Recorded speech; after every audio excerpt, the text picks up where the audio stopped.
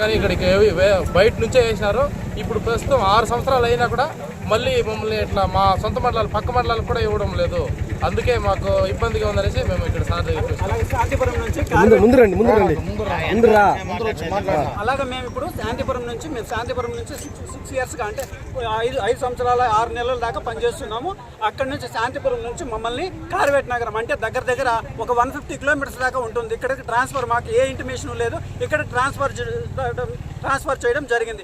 అలాగే మాతో పాటు ఇంకా విఎస్ఎల్ కూడా వెదురుకుప్పము ఏర్పేడు ఇక్కడికి ట్రాన్స్ఫర్ చేయడం జరిగింది. మాకు ఏ ఇంటిమేషన్ అనేది లేదనమాట.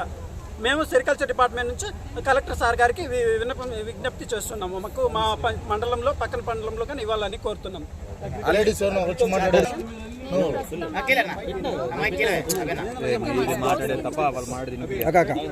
అందరికీ నమస్కారం.